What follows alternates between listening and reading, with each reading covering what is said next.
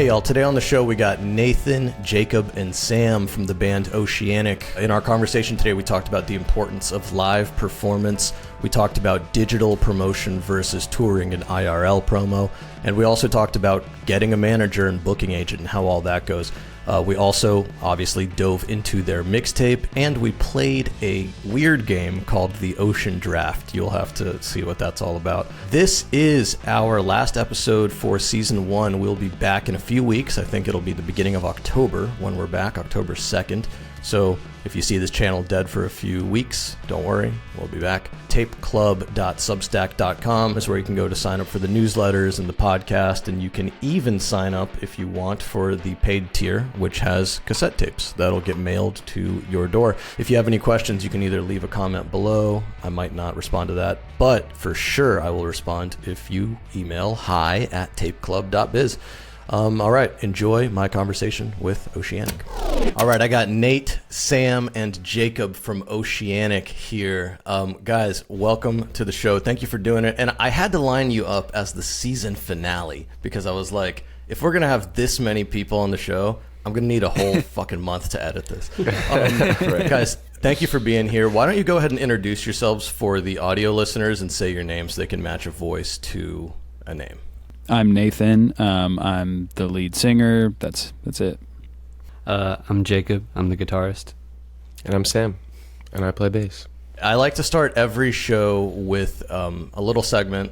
I will tell you, this is the last time we're fucking doing this. This segment has bombed. It kills the energy right away, and I hate it. But I said we're going to do it for the whole season. We're doing it. It's called What's Been Stuck in Your Head. So, you know, every day I think a lot of people get songs stuck in their head. I like to know what's stuck in your head. So who wants to go first here? Does anyone have a song that's been really stuck in their head today? I'm just gonna come clean. I'm gonna be really honest with you. I'm not necessarily proud of this, but over the past week it's been just McGee. McGee's been in my head. You know, I've had some ebbs and flows with liking him or not. And it's basically the only reason I wouldn't like him is because it's like kind of embarrassing a little bit. Yeah, that's just my story right now. So I got a way worse one than that. Okay, What's yours, Sam? Yeah, this was in my head yesterday. I was at work, I was in the kitchen, and just could not get the sound of music out of my head. Don't know what it was. Literally have no idea. Some Edelweiss vibes? And the hills are alive, and then the freaking so long farewell song. I was just pissed off. Did you throw it on so everyone could hear it? No way. Dude, that's a fever dream. Yeah, it was totally a fever dream. Back in the kitchen, just pissed off. Jacob, what about you? You had one? It's Murder on the Dance Floor, but the Royal Otis cover, because for some reason TikTok thinks I'm obsessed with them. And about every time I hop on, I see them playing that somewhere for some reason. You know, TikTok is like the king of getting these things stuck in your head and these earworms. I always watch TikTok on mute. I don't it's not something I used to do, but it just happened over the last like year. It just kind of happened. It's on mute all the time, and that's a lot of discipline.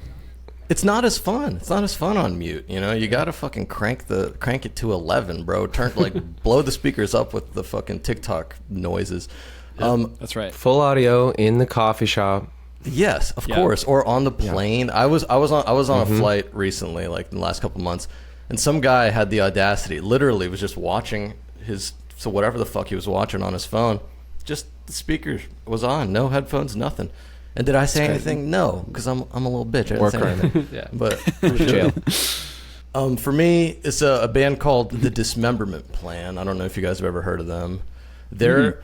It's one of those bands who, like, the name sounds so metal and so weird, and you're like, oh shit, this can be some metal shit. But it's almost like a more weird or angular version of Cake. You know that band Cake, where the guy like sings? Yeah. That's kind of what Dismemberment Plan love is. Cake.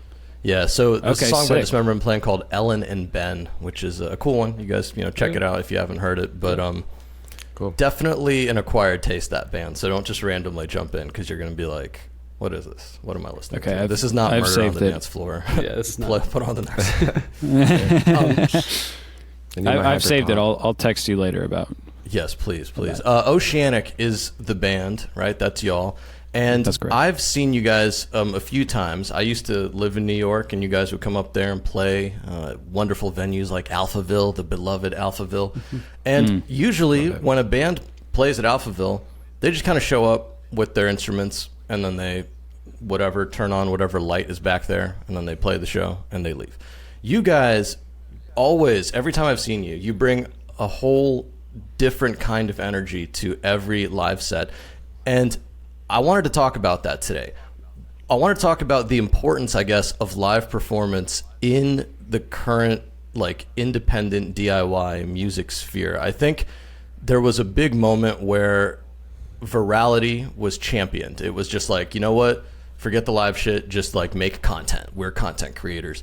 But in reality, it's coming back, the live show, and you guys always put in a lot of thought into your live performances. So maybe tell me a bit about why you value performing live and what you value about it. I guess, Nate, we'll start with you, and then you guys can all chime in. Well, as far as like stuff going out of style and back into style, we figured we'd just stay with the same thing, which is playing live as well as we can until it was back around in fashion. So I think we're getting close to there. We're gonna blow up so soon because we're.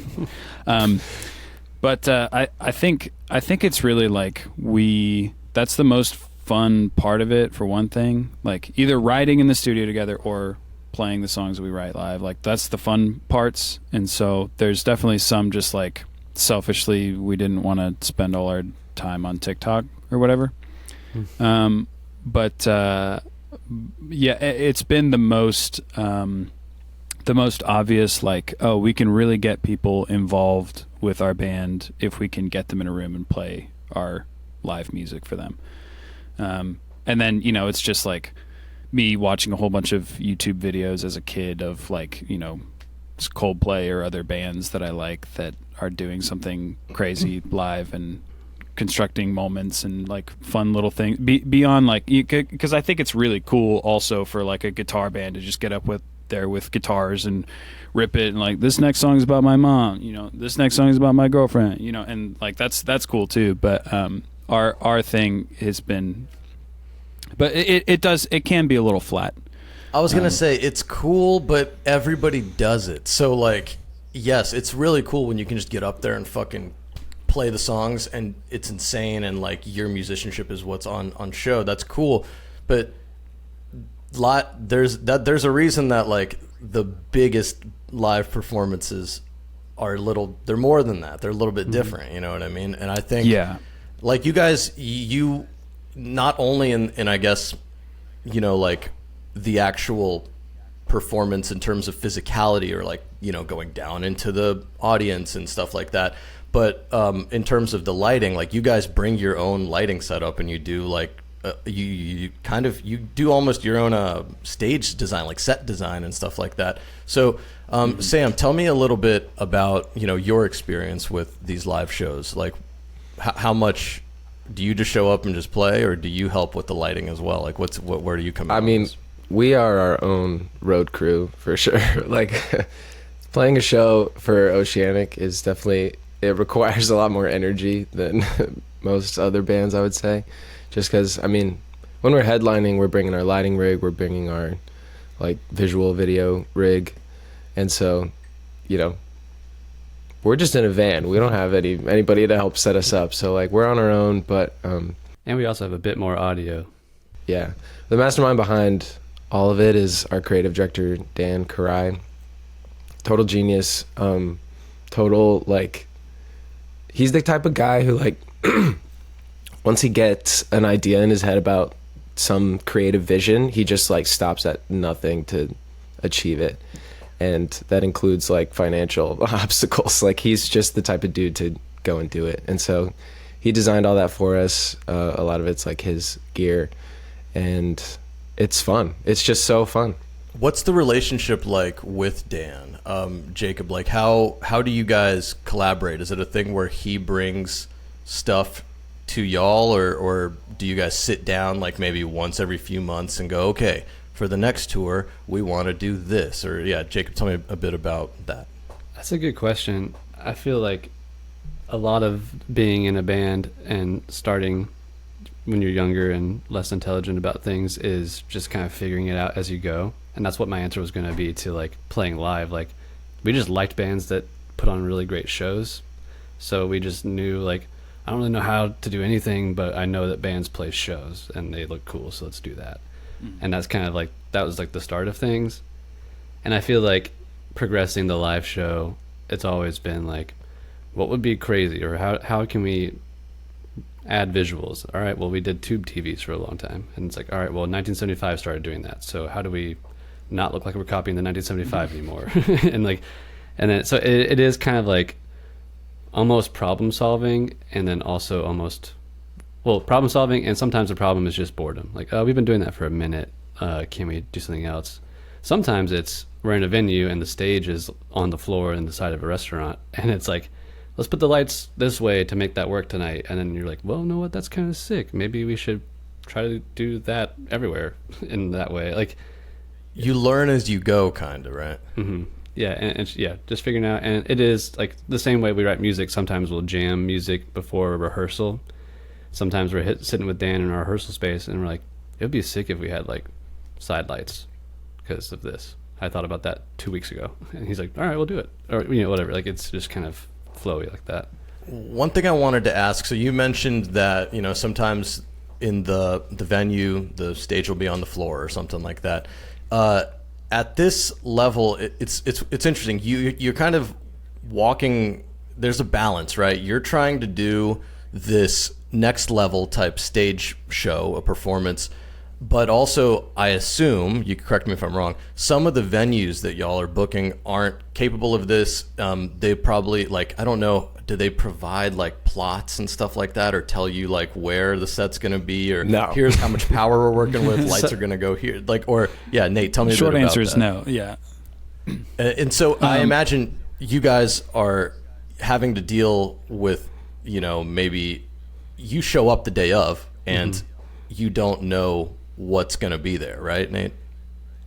Yeah, essentially. And I mean, that's part of the fun of it too. Like, is you have to just kind of roll with the punches and figure out what's what. We've got a few like horror stories too, where the venue is like, like, oh, you can't use any of this gear, and it's like, we kind of have to. Like, some of this is audio gear, like, but like most of the time, I would say, predominantly the venue is like, oh, sick, like, what kind of lights are these? Like stuff like that. I think you guys are probably the, you're a good example. Like, when you show up and the venue sees your show afterwards, they're probably like, oh shit, this is actually one of the coolest shows we've seen. Again, I hate to keep bringing it back to my own experience, but at Alphaville, right, like, I'd been to a lot of shows there, and like I said, it's normally like band, bring instrument in, plug in, play, go home. But you guys, it was different walking in there. I was like, whoa, this shit is like crazy. Like, y'all are actually doing the thing, which is, it's incredible. How I wanted to ask about stories of playing in, because I imagine you draw pretty well in New York, and I imagine you're from Charlotte. You guys probably draw well there. Are there places you've been to where you show up, you put up all these lights, you get it all going, and it's like, there's nobody there? No, that's never happened. Never happened. Once. Yeah, I mean, of course, it makes sense. We only play perfect shows. Yeah, of course. Tell me about some of the some memorable moments. Let's say, whether they're good or bad. Sam, let's start with you on this one. Oh, I mean, you guys probably know the one I'm going to bring up. We all have one in our mind right now. It was Knoxville, right? Yeah. Or I was going to say Jacob's right? got Knoxville loaded. Yeah. It's Knoxville. It's Knoxville. And part of it was that we got a bit of bad information going in. So we booked the show in Knoxville on tour, and we were told it was like this bar in the bustling part of town, like a ton of people around, a ton of people just walk in, and there was no cover charge. It was just we were getting a flat It's rate. like a party gig too. Yeah, it's like a party gig, long set. Like, what, did we have a 2 or 3 hour set or something? 2 hours, I think. And it's like, play plenty of covers, like people will dance. And like, that sort of thing. So we were told, like, go to drink. Yeah, we're told the room's going to be full, like, of just bar goers, drinkers, and we're like, great, gonna be a lot of energy, fun. And we get there, so we bring our full rig, we bring all of our lighting stuff, we bring all of our TV stuff. I think we had bubble machine, but then like during sound check, we set off the fire alarm with the haze machine like twice. Even though they told us it was totally fine. Yeah. So again, more bad information. But we start playing the show and there's nobody in the room, and then we keep playing the set and there's just nobody in the room. But, I think So that happens with party gigs. It's like you start playing a 2-hour set. It's a good payout. There's like nobody there, and then people will start coming in because they're hearing covers and music from the road. So they'll just come in and do it. But that was just not happening at all. I think the most amount of people that were in the room at a given time was like 7. like so in bad. this like 200 or 300 cap with like a mezzanine Yeah. or whatever. Mm-hmm. Yeah, it was a venue proper. Yeah, it definitely had the space to be a full show, and we were just like so embarrassed.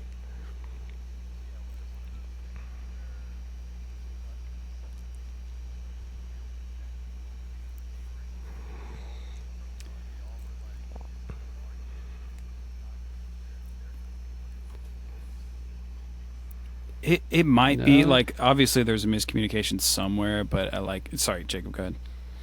Well, one of the things was, I think it was like a certain break for the college, like the University of Tennessee. That makes sense. Yeah. And there's also, it was like some sort of parade going on too, on like a different part of town that day or something. I feel like a few people told us a few reasons why there was like just not a lot of people on that whatever random weekend night. You guys are going up against the Knoxville Parade. What could you do? Yeah, I mean, the Knoxville the biggest Pride thing of the Parade. year.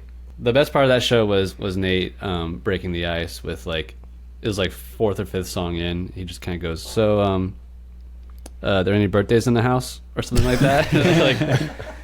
And it was just kind of like, So like Dan and the photographer, and then like one other person that was in. Yeah, just no one in the room. So let me go ahead and throw you the flip side of that. What's the show where it was like dream show and you guys were, it was everything you could imagine, the opposite of Knoxville?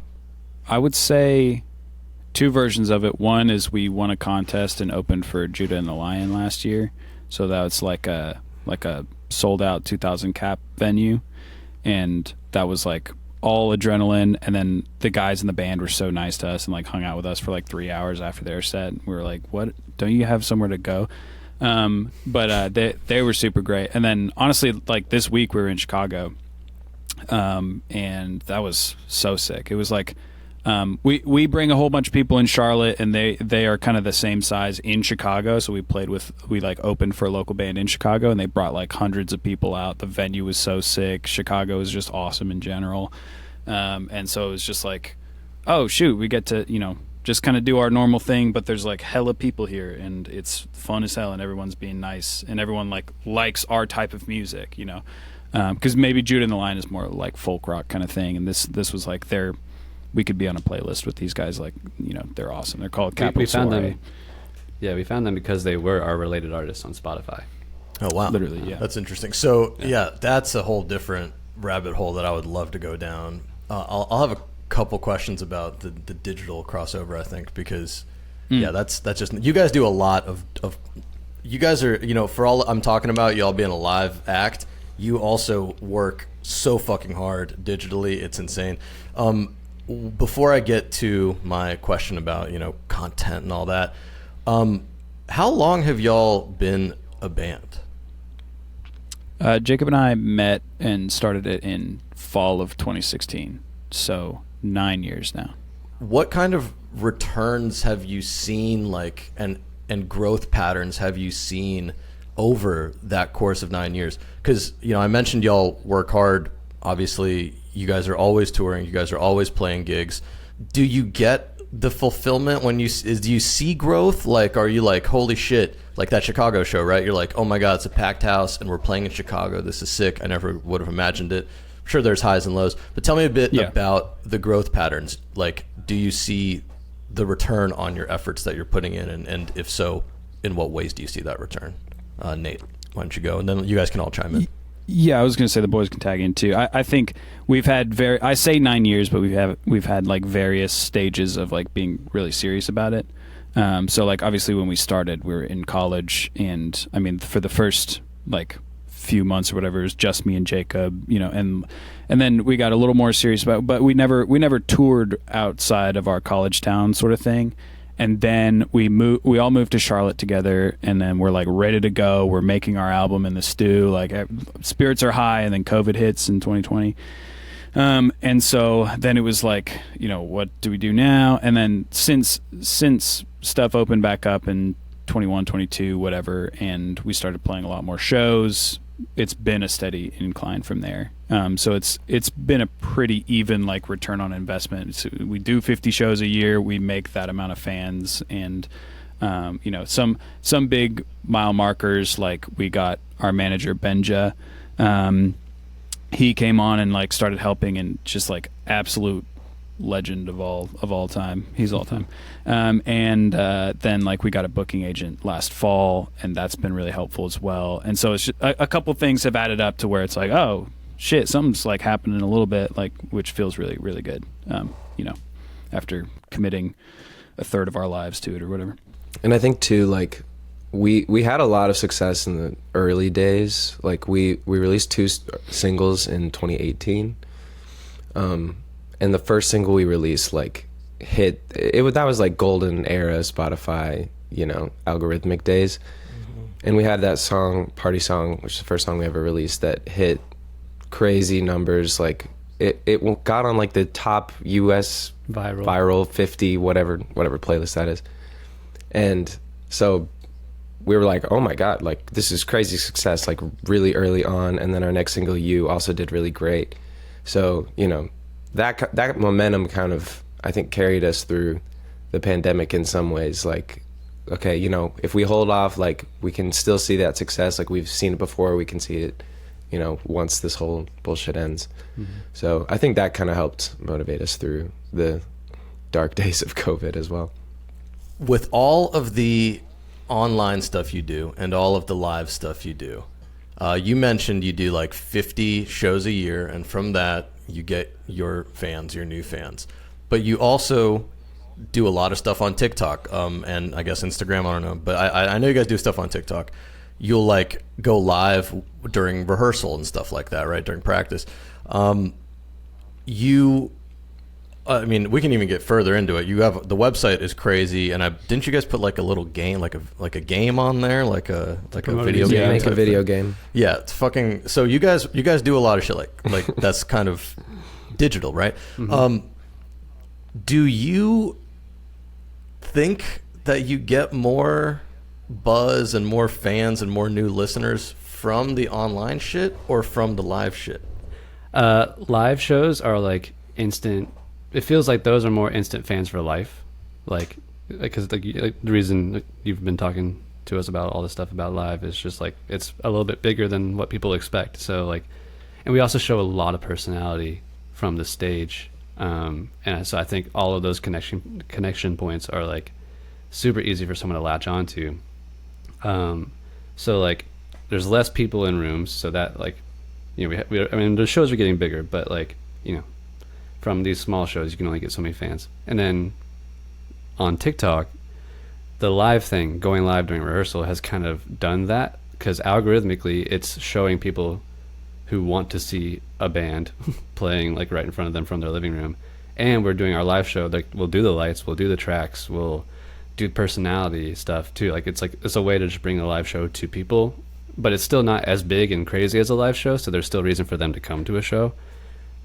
So I feel like that has gotten a bit more fans just because there's more people that we can reach. Like we could do it every night if we wanted to, and we could definitely get more fans than playing 50 shows a year, or maybe even every night.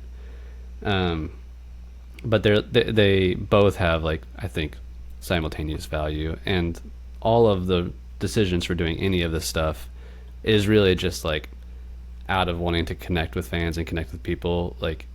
And that's the bands that we value really place a lot of value on how their fans or how people like can connect to them.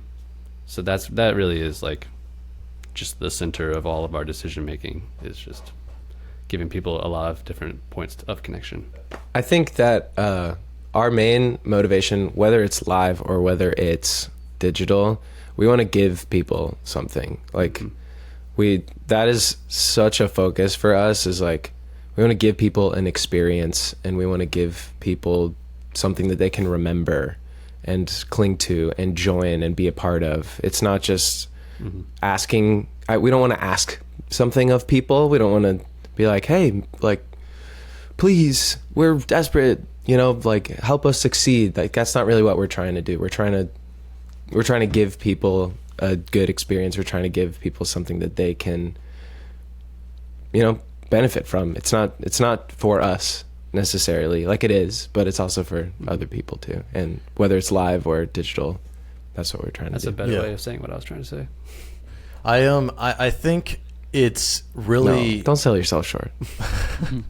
I think it's, you guys, it's really interesting that you will kind of try new things to gain these fans digitally. I think I've talked to a lot of musicians in the past who have said that the social media content creation part of it makes it feel like soulless. Sometimes I've heard that word. I've heard people say the social media part of it's gross.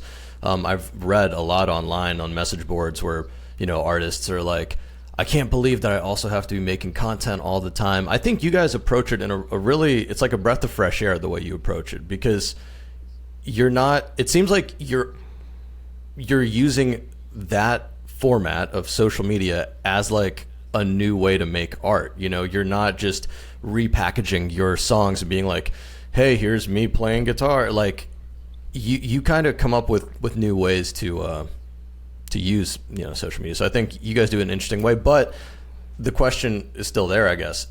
Does it ever feel like you're doing two jobs? Basically, you're playing music and you're like a filmmaker almost. Nate, I'll let you start with that one.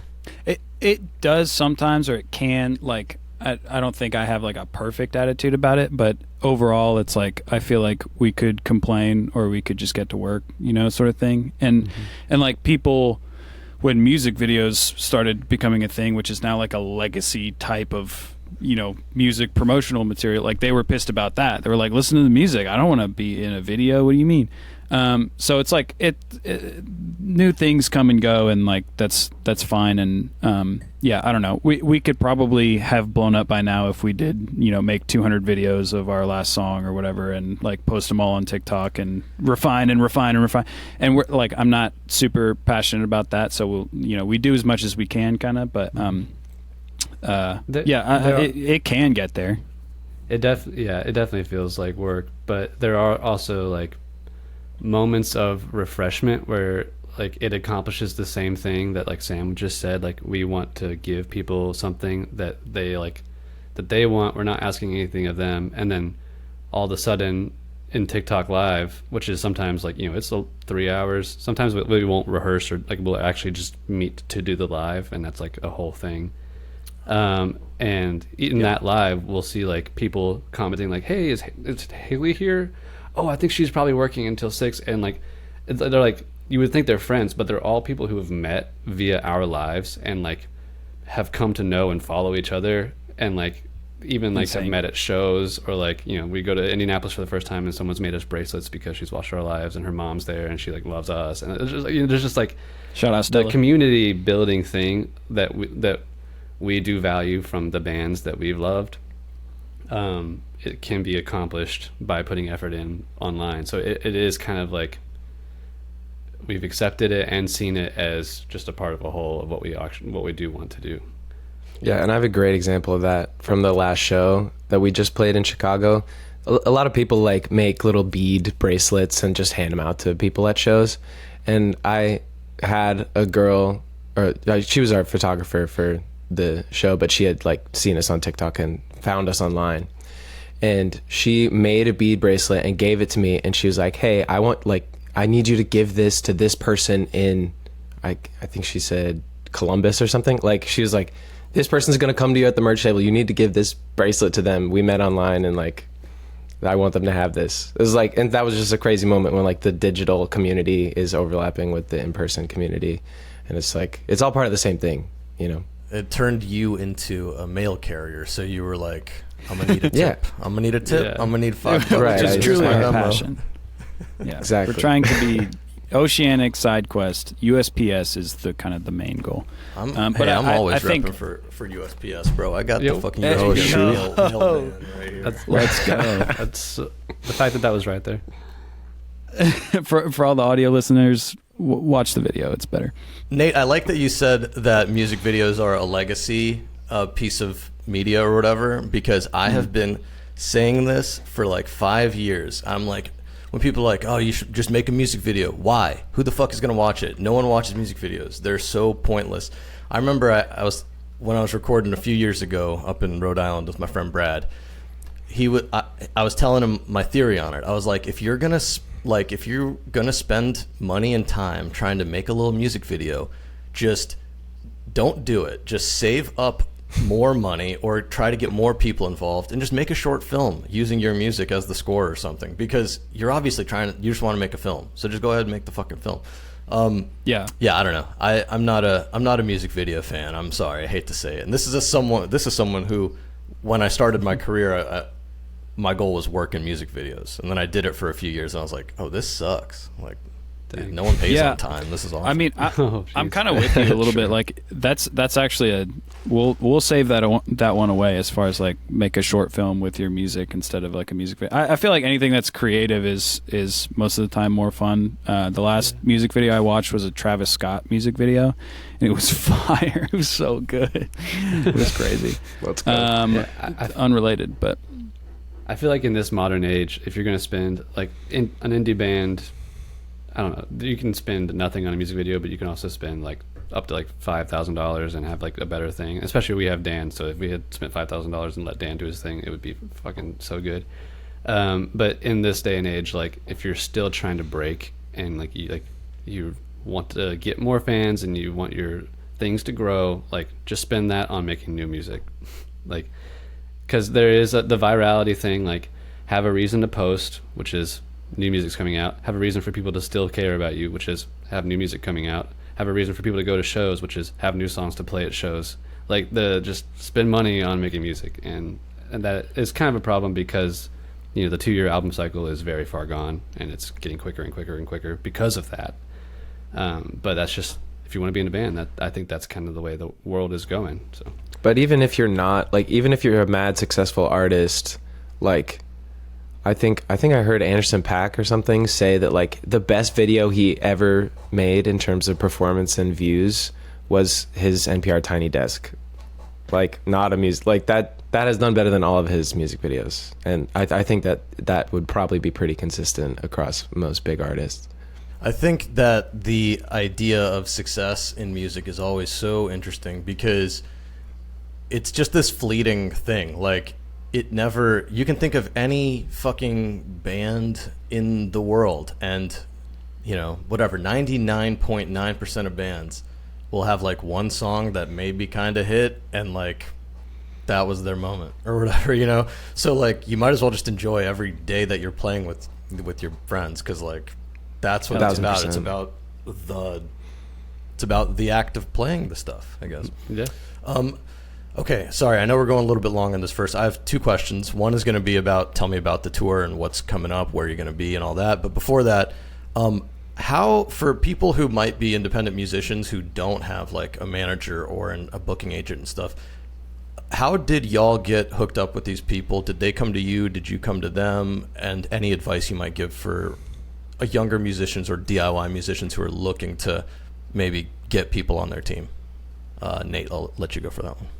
I think if you can do it yourself, you should, in terms of like, don't start pushing stuff off to other people until you're like right at the edge of burnout, basically. But that's where I was when Dan, our creative director, like was in Nashville with our friend Benja, who was like, man, I really want to, manage Oceanic, but I know they don't really need help. And Benja was like, actually hit him up, because yes, they do.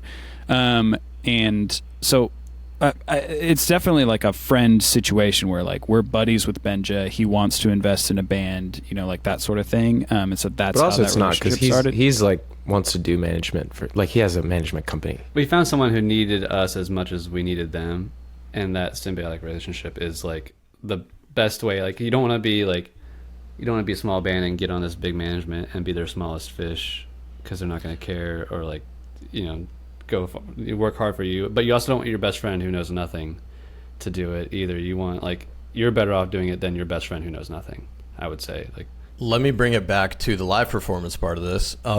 So I think a lot of people who are asking these kind of questions online, a lot of artists who are like, how do I get an agent? How do I get a manager? They're just that. They're online only. So like, good luck, man. This is just my opinion. You guys tell me if I'm wrong. But I think if you're only going to be doing shit online, no one gives a fuck because there's like millions of people doing shit online. I imagine that y'all got linked up with someone. The live performance had to be a part of why this person was interested. Am I wrong? No, totally. Yeah. No, and I think right. we have a booking agent because of our touring history. So Benja went and found the tour the booking agent, which is the other part of that story. Yeah, he shopped us to a bunch of people and got it. Yeah. So to be able to say like, hey, here's my band. They've played X hundreds of shows and in all of these places. What do you think? But also, I think that's powerful. To bring it back to what you're getting at, Alexei, is that Benja did shop us to booking agents and stuff, but we like kind of got lucky by playing a lot of live shows as a regional band. That this bigger band with a booking agent wanted us to hit the Carolinas with them and DC. And then we played those shows and they went great. And then that's the booking agent that we got. So like there was like a little bit of like he wanted an audition. Audition. He wanted proof that like his boys could tell him maybe that the numbers were good, the live show was good or whatever. Like, so it did come from playing live shows for sure.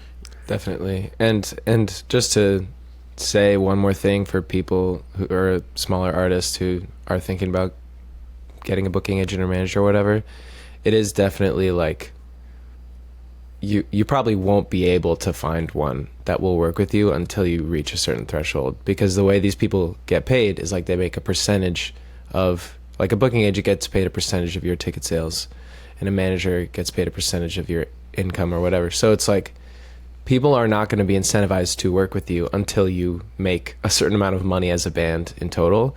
So like just set your expectations there. Like you're gonna have to book it yourself, you're gonna have to manage yourself for a long time, and just when you feel like you don't need a booking agent or manager, that's probably when you can get one. but the bandwidth that comes back to you from passing that work off does become worth the percentage that you're giving up as definitely well. Yeah, we had to be making about we made about $3 million a year before we ever signed a booking agent. Each, right? $3 million each. Yeah. Is that what it was? That's a day rate.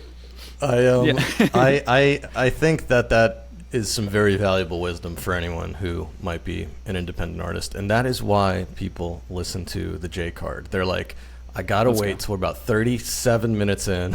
That's when we'll get the real shit. That's when the gold happens. Get some nuggets. Nate, tell us a little bit about the upcoming tour, and then we're going to get to our first break. But yeah, tell the people about the tour, what's coming up. The day this comes out is September 4th, so take it from there. Cool. We've got all sorts of shows after that, so that's great. We're opening for 2 bands on the road. One of them is the one that I already talked about that we played in Chicago with, called Capital Soiree. They're so sick. I'm stoked to play another like 5 or 6 shows or whatever we're doing with them. And then a band that we're friends with called the Hales are taking us on another run immediately after that. So let me read the cities. We got Columbus on the 6th, Washington on the 7th of September 2025, Boston, New York, Wilmington, North Carolina, Raleigh, North Carolina, Charlotte, Asheville, Greenville, Athens, Georgia, Nashville, Tennessee, Gainesville, Florida. So that's just, I love just reading stuff off, but it's gonna be really fun. And it's also like, I think all of these shows, like it's so fun to play with bands that are just cool and sick and good music and stuff that I would listen to. Any new spots on that list that you haven't been yet, or have you been to all those places? Columbus is new. Technically New York City, because we're playing Mercury Lounge. We've never played. We've always we're played playing in Brooklyn. Manhattan. Oh, the Manhattan. You're going to be the Manhattan. Manhattan boys. now, yeah. That's right. You're gonna play it, and you're gonna go, damn, I wish we played Brooklyn. Yeah, It's possible. Probably. They are different regions on Spotify, which is so weird, but that is really weird. I didn't know that. Different So statistics. Columbus is the new one. Manhattan is the new one. A lot of people call Columbus the Manhattan of Ohio. I don't know if that's true. oh, I called Chicago. What did I call Chicago? The Nashville of Ohio, or something. It's just to piss people off, you know. I'm thinking 3 levels ahead, you know. Before we get to the break, I'll tell you my 2 quick little Tennessee stories. I went to Nashville for the first time a few months ago.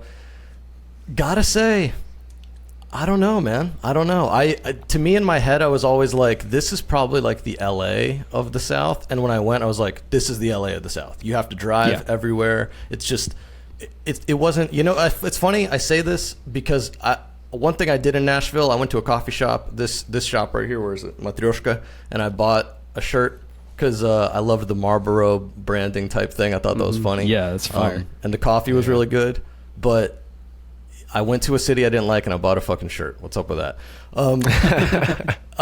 And on the way, stopped in Knoxville. And I know y'all didn't have a good time in Knoxville. I loved Knoxville. I thought it was sick. I was like, yo, this is like a nice little small town type vibe. So near the mountains. Benja's brother lives there. And so Benja tells us very good things about Nashville, like going to see his brother and like the food being good and like everything like that. Yeah. Benja's brother, I heard, was about 15% of the audience, right, at that show you guys played? That's right. Yeah. Conservatively. And he was on the guest list. So. It was his birthday too, right? I think. Yeah, I think so. But yeah, Nashville, weird. Nashville, yeah, no, but it's so strange because, I mean, music. It's not like some sort of like, oh man, Nashville, music city. No, it really like everybody works in music there. It's very crazy. Because I've been kind of looking for people to bring on to season 2 of this show because I was like, I want to expand and get like industry people. Yeah. Pretty much every single person I look up lives in Nashville. And I'm like, man, maybe I shouldn't be shitting on Nashville, but whatever. Including Benja, our manager. Including Benja. We'll get Benja on next season. How about that? The finale of season 2. There we go. Benja. Hell yeah. We'll see the Oceanic arc happen over the show. Let's take a quick break. When we come back, we got you guys a playlist. We are back with the mixtape, not the playlist. I know I just called it the playlist.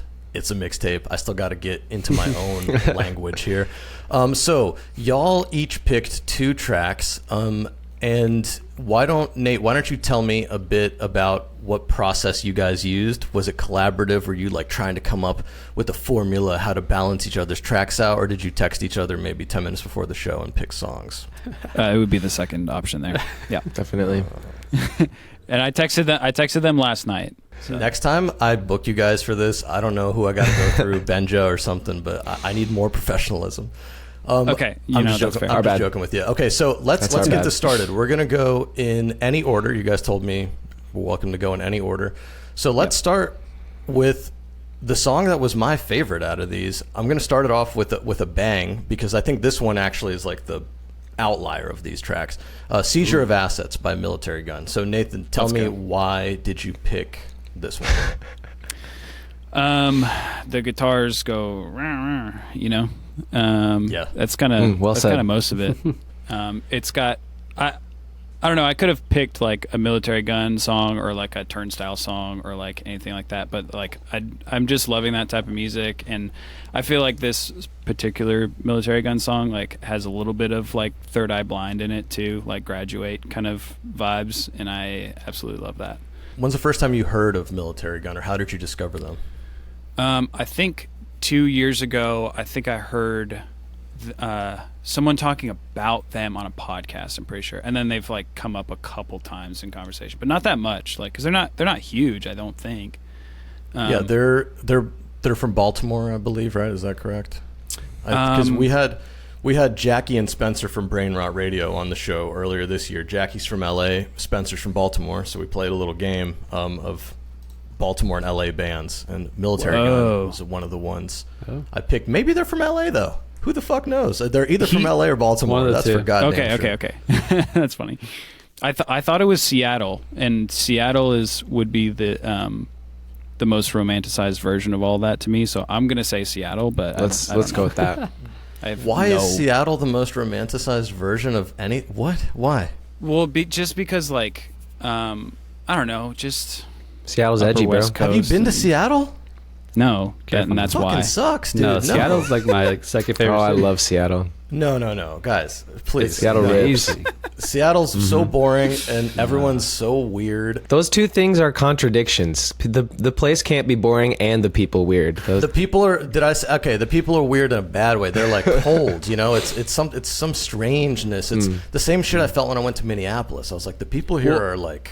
Interesting. You can't connect with them. There's no connection. That's how I want Military Gun to be in real life. Like, I don't want them to be like warm, kind guys. I want them to be like cold and like it fucking rains here all the time. It sucks.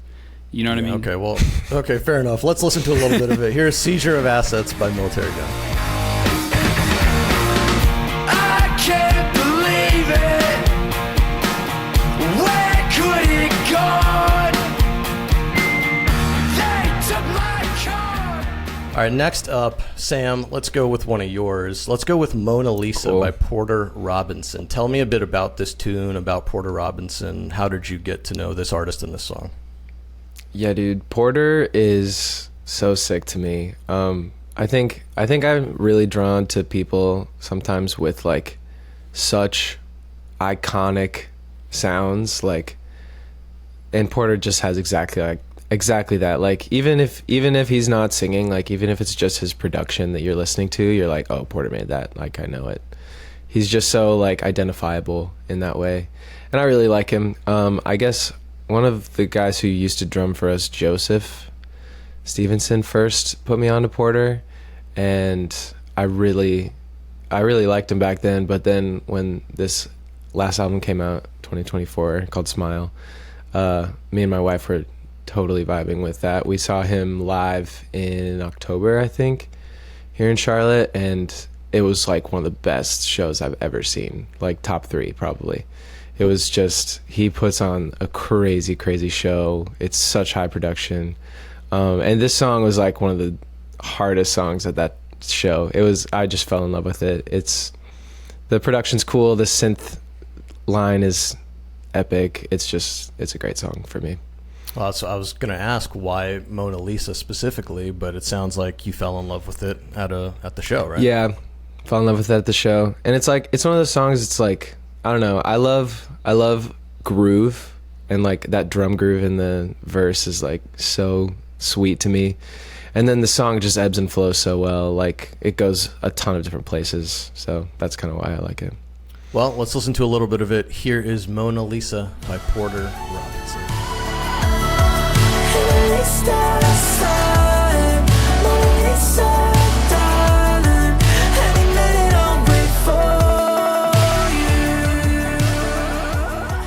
Next up, we got a pick from Jacob. We got Living Proof by The War on Drugs. And Jacob, I'm just going to, spoiler alert, I'm going to give you 2 songs in a row because I think your songs fit so nicely together. These other guys, I don't know what they were thinking, but Living Proof by left The field War and on, left field. Yeah, left field. Living Proof by The War on Drugs. Tell me a bit about why you picked that one. Well, to what you just said, I kind of was like wrestling with like, do I pick like the range of what I like, or do I pick like the center of what I like? And I went with the center. They are similar, like in just kind of feel and vibe. But and I picked them both for similar reasons, but there's more to say about Speech Bubble later. But Living Proof is just like a song that every time I listen to it, it gives me like the same feeling as the first time I listened to it. And that's a pretty rare thing. Yeah. And I listened to it a bunch. So it's like not so you're always feeling that same way all the time, it sounds like. It's a little bit, it does match my personality pretty well, or like just my inner being, I guess. During the break, you stepped away for about 3.5 minutes. Were you listening to Living Proof by The War on Drugs, trying to get that feeling, bro? Every 15 minutes I have a timer, so I have to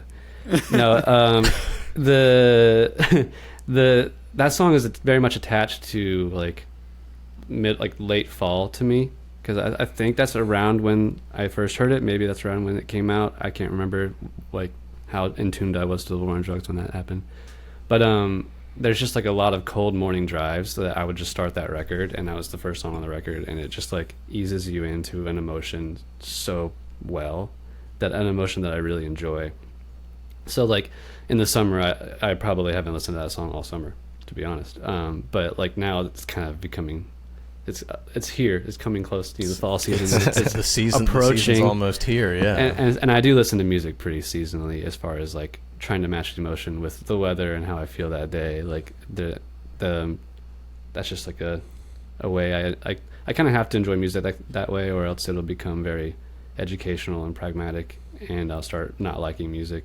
It's very interesting to think about it seasonally, because I don't usually do that, but when you say it, I'm like, oh, actually there are certain songs that just hit better in the fall, you know what I mean? I don't know. Also, the fall, obviously the best season, you know. It's a great season. It's incredible. It is the the one. best. It's That's coming true. up. No, don't It's come for coming up, spring. so- I love spring.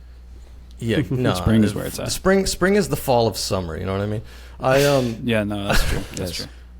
Get your pumpkins out, get your apple cider out, because it's fall time. Let's listen to a little bit of Living Proof by The War on Drugs. Maybe I'm the living proof.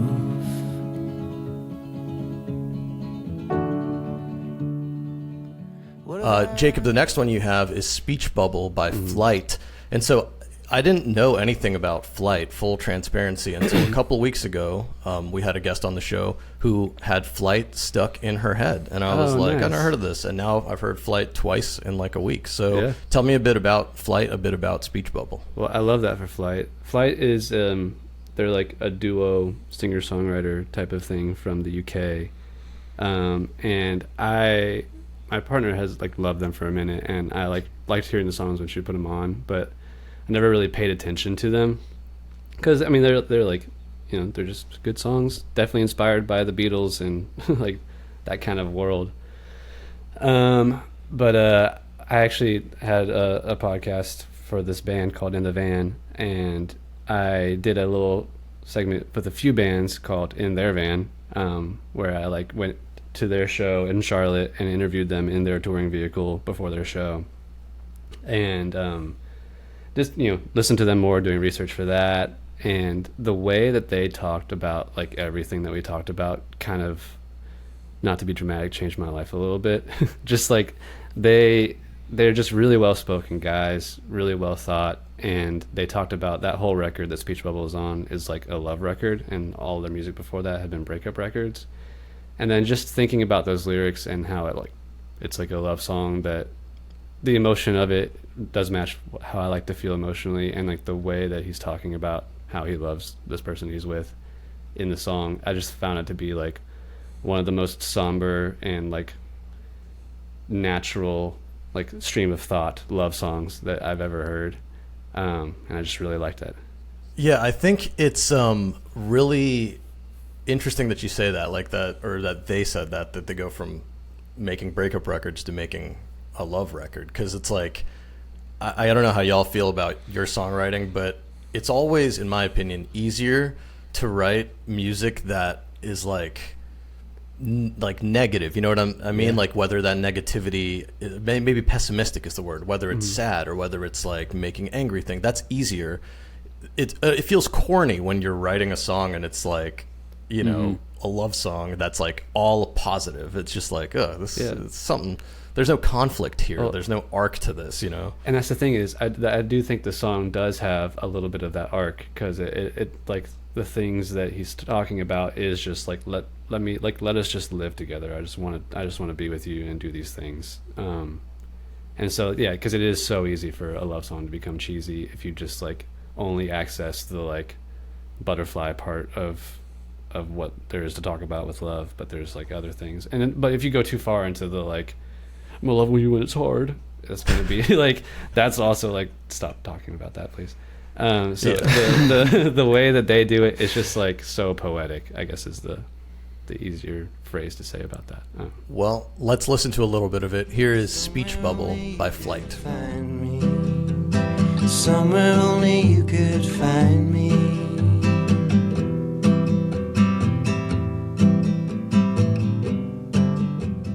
Let me be the phone Next up, we're going back to you, Sam. We're going to Ego Death at a Bachelorette Party by Hayley Williams. Hayley Williams, tell me a bit about Hayley Williams.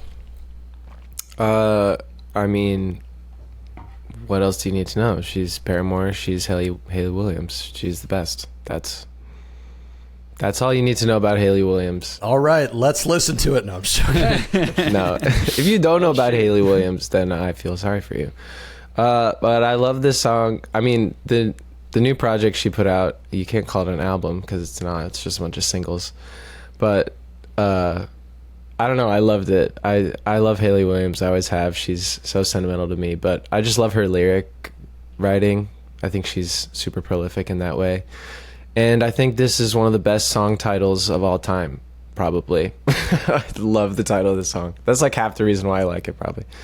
And it also has one of the best lyrics that I've ever heard, which is, "I'm the biggest star at this fucking karaoke bar." So, I mean, that's an incredible lyric, especially coming from her. Yeah, I never really listened to Paramore. I mostly know of Hayley Williams from this last couple years. It feels like she had I don't know what to call it. I would call it a revival because I feel like Paramore was like a pretty long time ago, and then nothing happened, and now she's got a solo career. Is that right? Would you say? Yeah, that's definitely true, and I think Paramore still does stuff, but she's definitely kind of made her own brand. I mean, I think they blew up when she was like 15. Like, she was so young, and there's a lot of different ways that like she and the band kind of got taken advantage of, and like, I don't know. She went through a lot of shit as a young artist, and I think she's really kind of like, she's healing from all of that and using her solo project to kind of do that. And yeah, I kind of love everything she does. But yeah, this song is so sick. It's got such a great groove and such great flow to it. You can just put it on and feel good. That's why I like it. Well, let's listen to a little bit of it. Here is Ego Death at a Bachelorette Party by Hayley Williams. Can only go up from here. Can only go up from here. Can only go up from here. Can only go up. Can only go up. Can only go up. And finally, the closing track. I always talk about how the closing track is really important, but in this case, I think I picked the closing track somehow because I'm organizing the thing as we go. Knives Out by Radiohead. Nate, why did you pick this one, and why did you want to make it the closing track?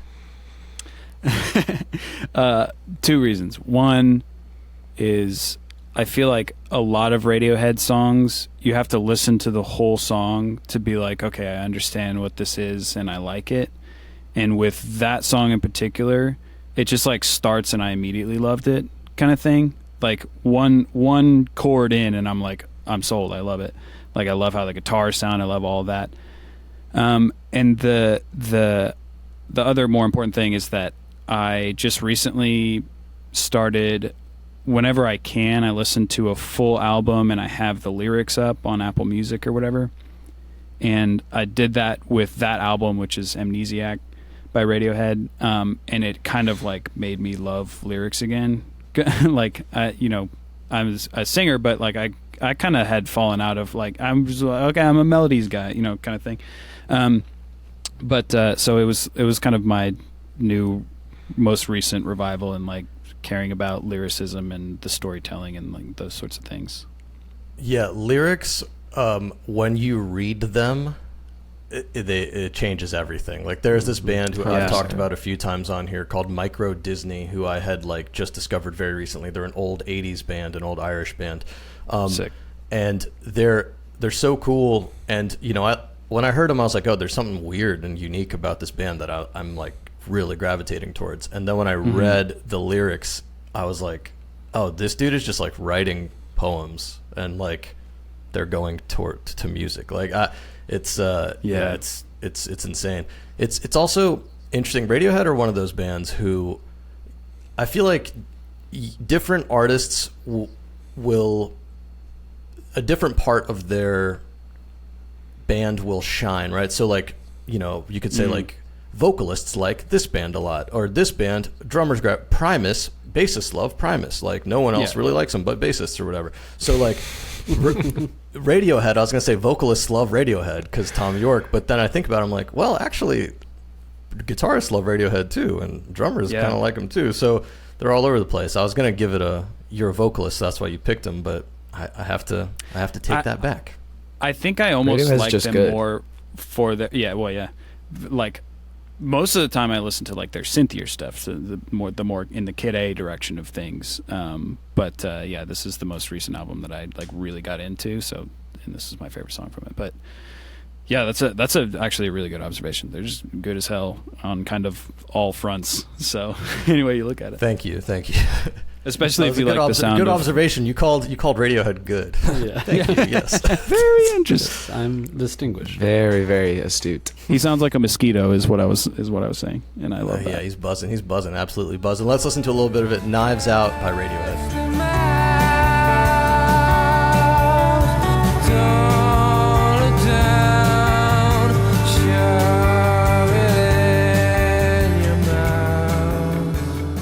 And that was it. Pretty painless, right? The mixtape. You guys each picked two, and you got to tell me about them. You got to teach me about Hayley Williams, Sam.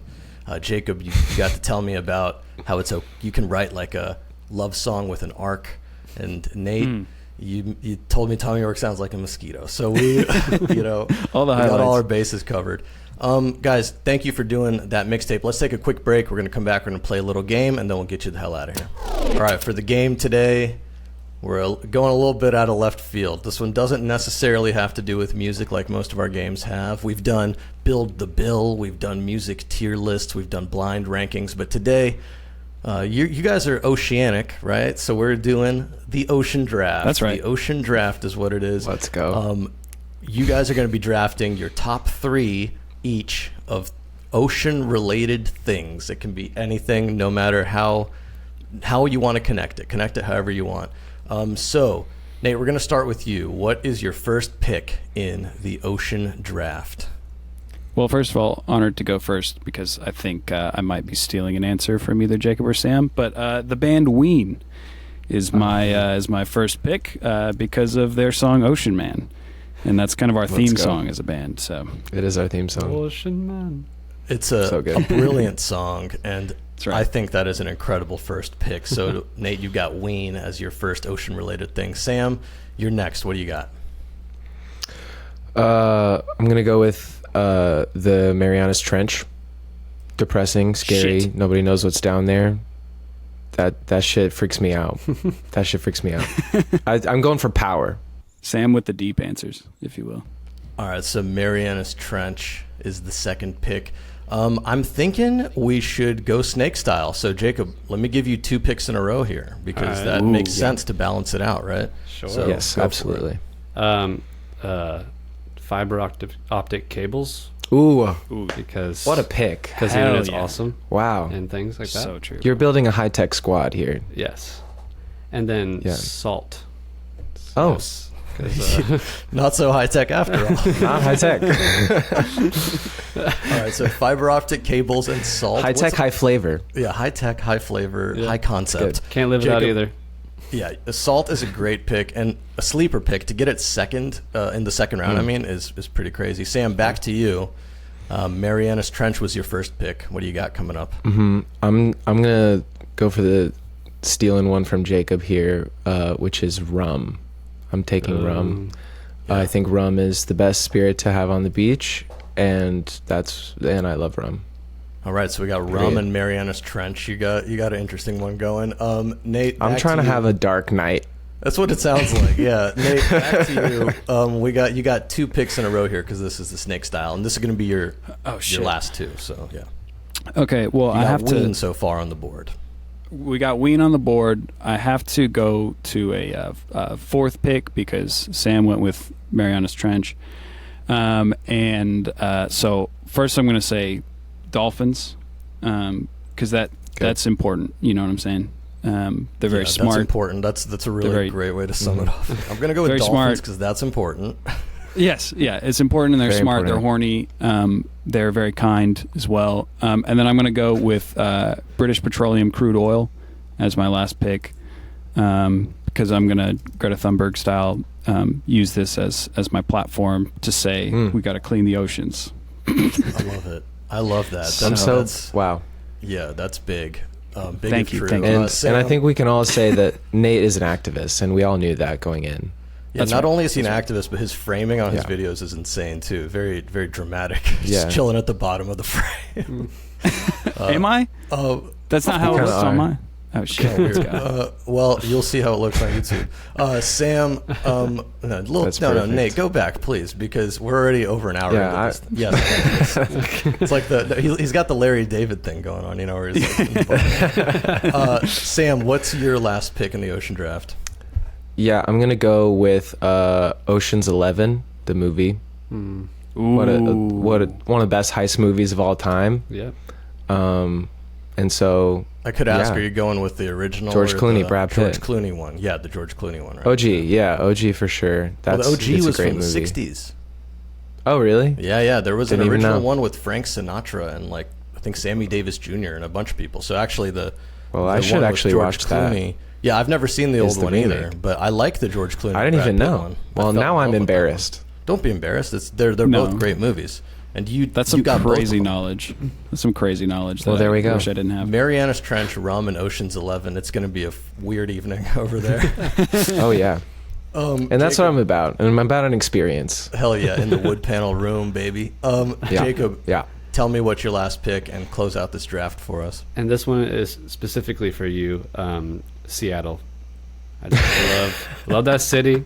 I love that you can walk right up to the edge and there's seals hanging out on the stairs. You can just hang out on the stairs with seals. There's good. Orcas somewhere around there. Those are crazy. Okay, I'll allow it. I was going to say I'm not really seeing the ocean connection, but okay, I'll allow it. So Jacob, fiber optic cables, salt in Seattle.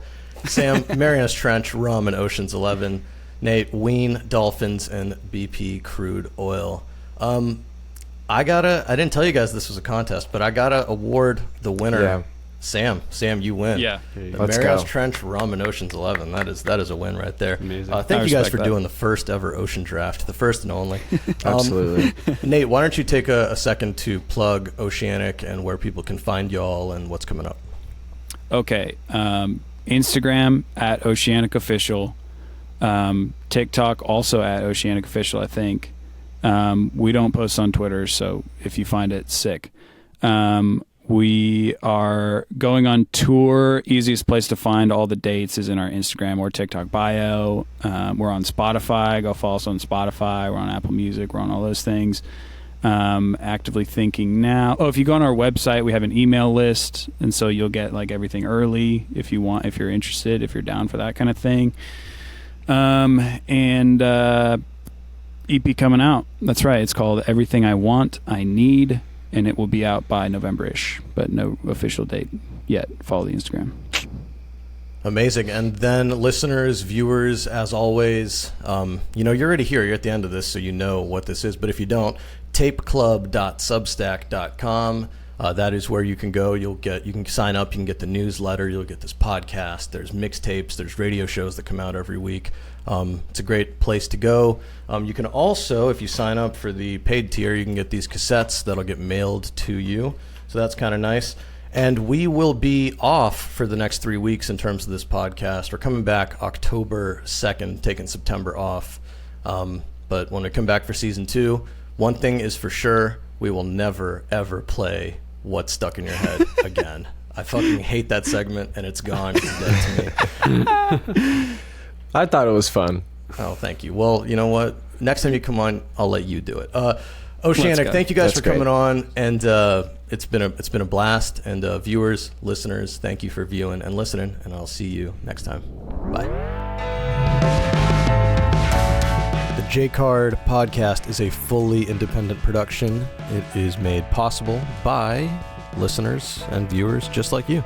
So if you want to support us, tapeclub.substack.com is the place to go.